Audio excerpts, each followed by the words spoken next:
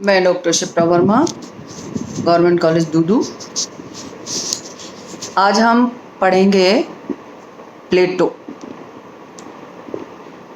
आपका जो सिलेबस है उसका जो सबसे पहला टॉपिक है वो है प्लेटो।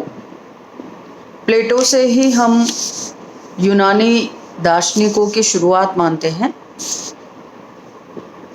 ऐसा कहा जाता है कि ईसा पूर्व 4वीं और 5वीं शताब्दी न केवल प्राचीन यूनान के लिए क्लासिकल एज थी, बल्कि मानव इतिहास के लिए भी यह बहुत गौरवपूर्ण युग था।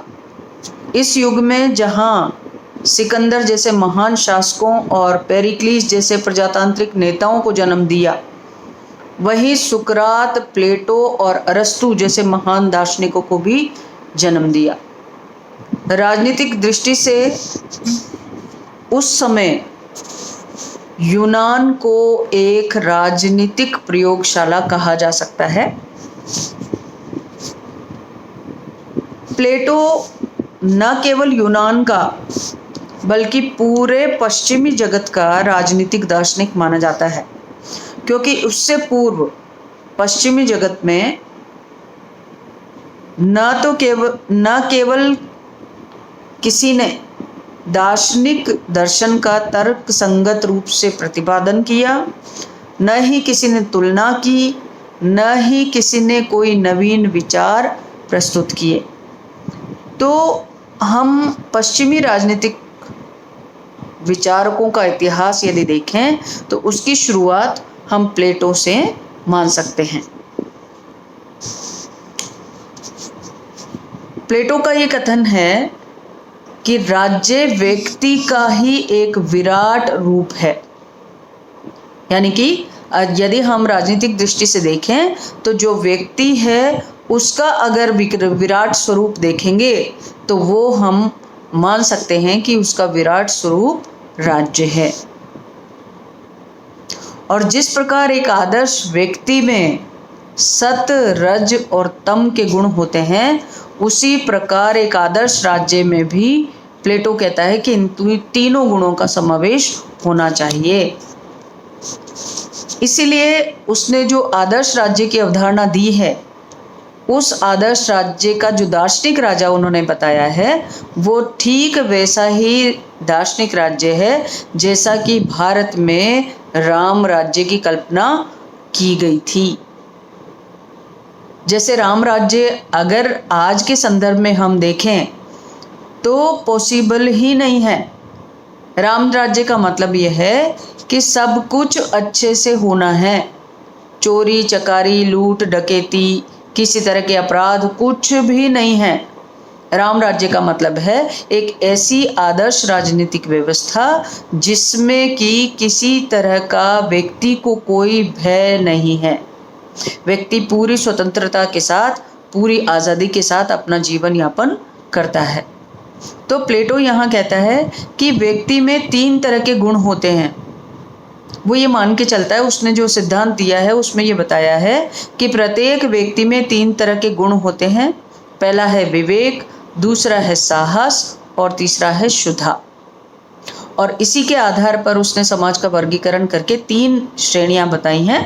विवेक जिन लोगों में है वो राजा बनेंगे या वो शासन व्यवस्था संभालेंगे। साहस का गुण जिन लोगों में है वो क्षत्रिय या सैनिक बनेंगे और रक्षा का काम करेंगे।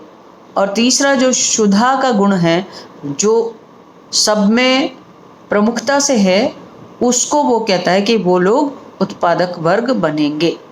तो इस तरह से प्लेटो ने कई सारी तरह के सिद्धांत दिए हैं जो इससे पूर्व यूरोपीय दृष्टि से अगर देखें तो किसी ने भी प्रस्तुत नहीं किए थे। तो हम प्लेटो से ही राजनीतिक विचारधारा की शुरुआत मान सकते हैं। उसने कहा कि ये जो गुण हैं, सतगुण, इसकी अन्य गुणों पर प्रधानता होनी चाहिए। यह एक शाश्वत सत्य है और जिन लोगों में ये सत का गुण विद्यमान है उन्हें ही शासन व्यवस्था संभालनी चाहिए। अगर प्लेटो का जीवन परिचय देखते हैं तो प्लेटो का जन्म 428 और 27 ईसा पूर्व में हुआ। उनके पिता का नाम अरिस्तोन और माता का नाम पेरिकतियोन था। उनके जो वंशावली है वो एथेंस के प्राचीन राजाओं में होती हुई पोसीदन देवता तक पहुंचती थी।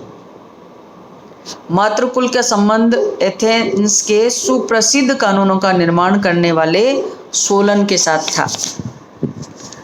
प्लेटो को बचपन के रूप में अगर देखें तो प्लेटो का वास्तविक नाम अरिस्टोक्लीज था। उसके कंधे भरे और चौड़े थे, उसका शरीर मोटा था और इसीलिए उनके जो व्यायाम शिक्षक थे, शारीरिक शिक्षक थे, उन्होंने उनका नाम था प्लेटोन। उनको प्लेटोन कहना शुरू कर दिया और इसी के साथ प्लेटोन के साथ ही उनका नाम प्लेटो पड़ गया। प्लेटो शब्द का मतलब ही है चौड़ा और चपटा। प्लेटो शब्द शुद्ध यूनानी उच्चारण अगर देखें तो प्लेटो शब्द का उच्चारण होता है प्लातोन। अरबी में इसी का विकृत रूप अफलातून भी कहा जाता है और धीरे धीरे ये शब्द प्रयोग में लिया जाने लगा और उनका नाम प्लेटो पड़ गया। अब यदि पाश्चात्य विचारधारा की दृष्टि से देखें तो प्लेटो ने बहुत सारे सिद्धांत दिए हैं, जैसे उनकी शिक्षा की अवधारणा, उनका न्याय का सिद्धांत, उनका पत्नी और संपत्ति का साम्यवाद का सिद्धांत और भी कई तरह के सिद्धांत उन्होंने दिए। आदर्श राज्य, दार्शनिक राजा। प्लेटो बहुत विस्तृत तरीके से राजनीति विज्ञान को परिभाषित करते हैं और वहाँ से ही राजनीति विज्ञान की शुरुआत भी मानी जाती है। यदि उनके चिंतन की दृष्टि से हम देखें तो उन्होंने बहुत सारे ग्रंथों की रचना की। जैसे उदाहरण के लिए जो उनके प्रसिद्ध ग्रंथ हैं उनमें सबसे पहला है रिपब्लिक,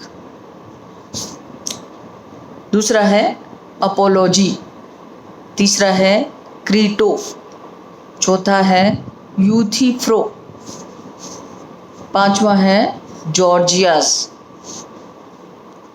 छठा है मीनो, सातवां है प्राटोगोरस,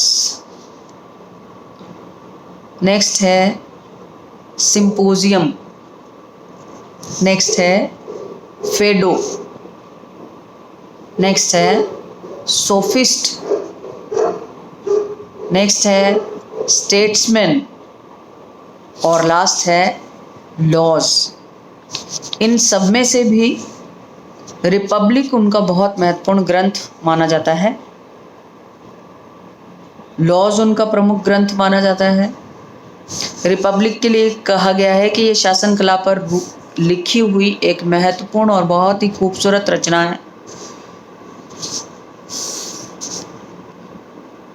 लॉज जो पुस्तक है, जो रचना है उनकी, वो उनकी अंतिम प्रसिद्ध पुस्तक है जो कि उन्होंने अपनी वृद्धावस्था में लिखी थी, किंतु उसका प्रकाशन उनकी मृत्यु के 1 वर्ष बाद हुआ था। इस लॉज पुस्तक में उन्होंने आदर्श की जगह व्यावहारिक अनुभव को प्रतिष्ठित किया था। यदि हम राजनीतिक चिंतन की बात करें तो प्लेटो की जो चिंतन पद्धति है वो उन्होंने द्वंद्वात्मक पद्धति, विश्लेषणात्मक पद्धति,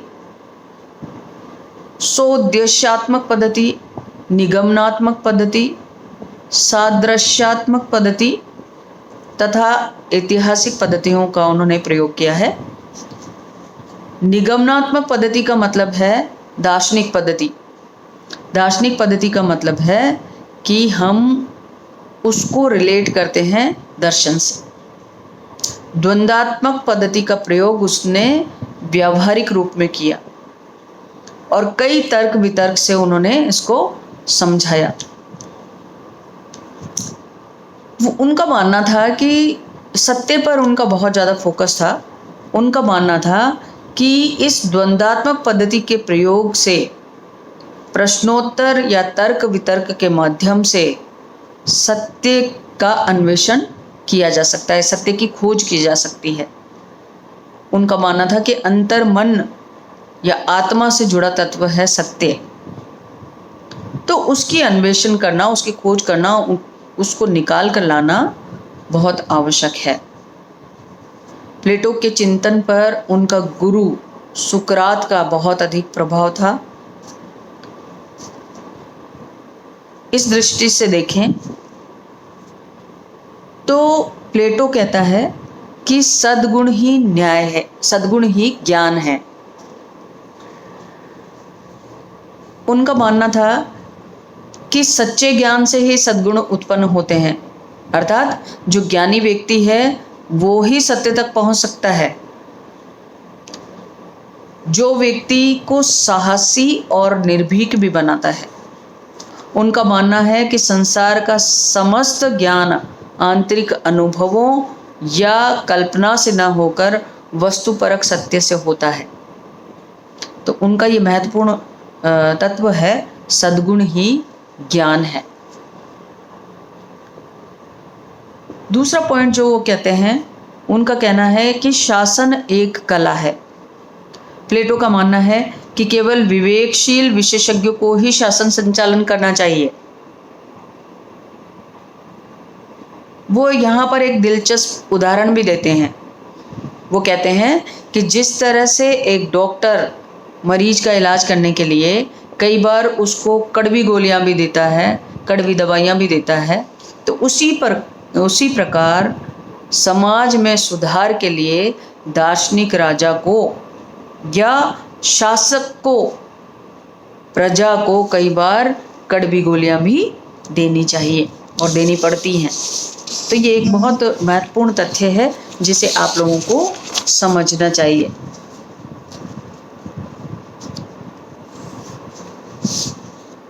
क्योंकि इसी के माध्यम से एक परिकल्पना उन्होंने की आदर्श राज्य की, उस आदर्श राज्य में जो दार्शनिक राजा है उनकी, और वो कहते हैं कि इस तरह से ही आदर्श राज्य का स्थापना की जा सकती है।